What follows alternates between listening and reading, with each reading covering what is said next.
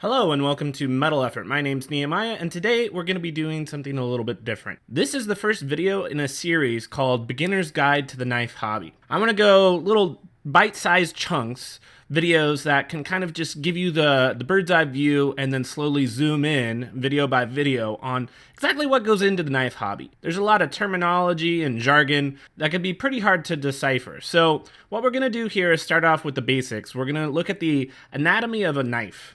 Make sure you subscribe, and I'll be adding more videos to this series in a playlist, so this is a great place to start off if you're new to the hobby and you just want to learn some of the basics. I think the best way to start is to just go from the front to the back. So we'll start with the blade first.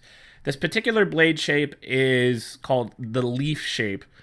I'm going to do a whole separate video on blade shapes because there are so many different ones and they have so many different positive and negative attributes depending on what you're doing. So we'll save the deeper dive into shapes for a later time.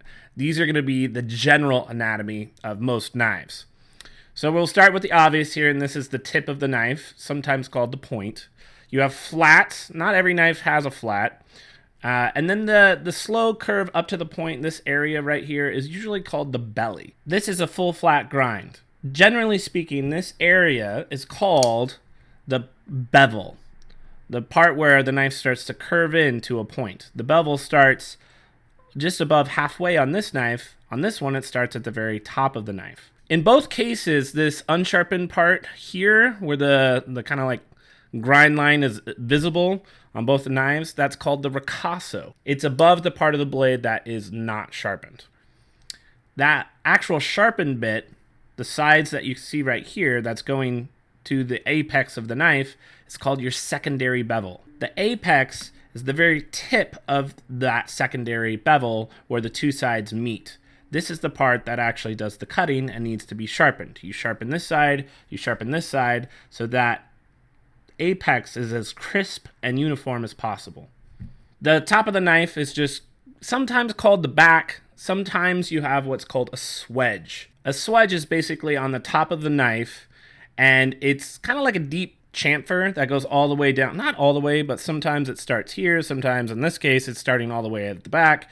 And you have this kind of angled grind on either side.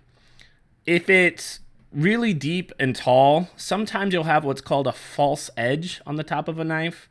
And it looks like it's sharp, but it's not. Otherwise, you have a dagger. Chamfers in general help the knife stay comfortable, basically making what would otherwise be hard, sharp edges not so, except for the main edge that you want to be sharp. So, for instance, back here, you have this little trough, and all along this side, there's been a grinding along the titanium liner to make sure that when you're rubbing your finger this way, it's not going to get scraped up against a harsh 90-degree angle. While we're back here, we can talk about the back spacers. Not all knives have back spacers. Sometimes they're half ones like this, sometimes they're full, sometimes they're just at the back of the knife. A lot of knives have no back spacer at all and instead employ what are called barrel spacers. This is the Spidey Chef. This has 3 barrel spacers and a lanyard hole loop. So this lanyard tube is there because there's a little metal cylinder that's put in, so it's a solid hole all the way through. You could take the knife apart and take the lanyard tube out, and then you would only have a lanyard hole. So this is kind of some of the terminology that you're gonna see when people are describing or talking about knives. Scales are the sides here that are going on top of, in this case, a steel liner. A liner is something that goes on the inside of a knife. So you can see the steel metal on the inside. It's not always steel, sometimes it's titanium.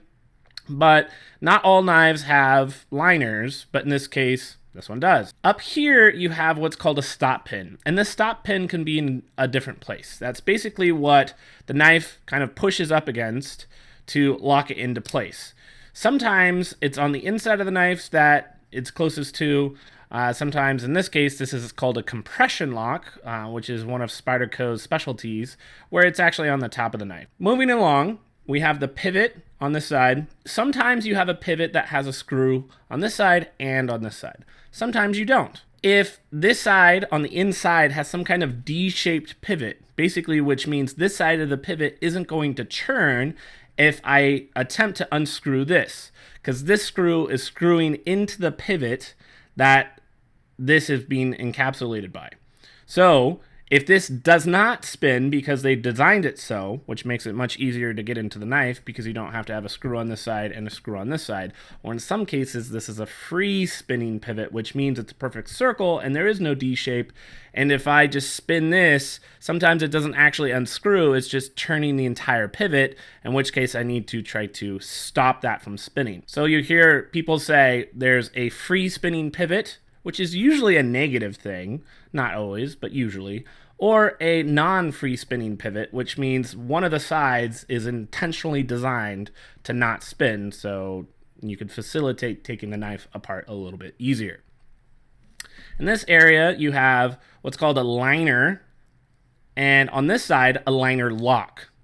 So sometimes you have a lock that consists of the entire scale on this side instead of a liner. And the difference here is that this titanium liner lock is on the inside with a bolster and a scale on the outside of it. Where here, this is called a Reeve integral lock.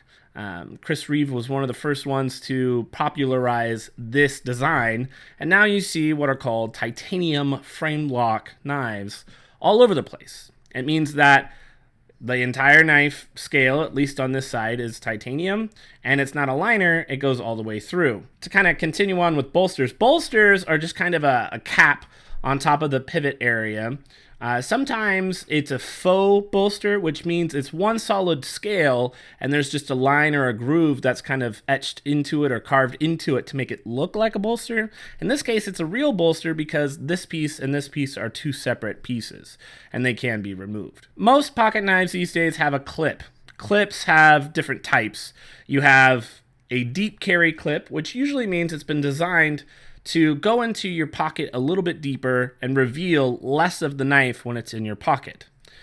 Now, even though the top of the pocket clip here doesn't reveal that much of the knife, and only a little bit more than what this would reveal, this one is considered a deep carry, this one is not. Sometimes you can get a deep carry pocket clip that really buries the knife deep into your pocket, something like this, where it's actually going out of its way to be as high as possible. So now when that's in your pocket, you're just barely seeing the top of the knife. In terms of ergonomics, there's also a lot of different ways to describe different parts of the knife. You have this area here, which is forward of the pivot and has a spot for your finger.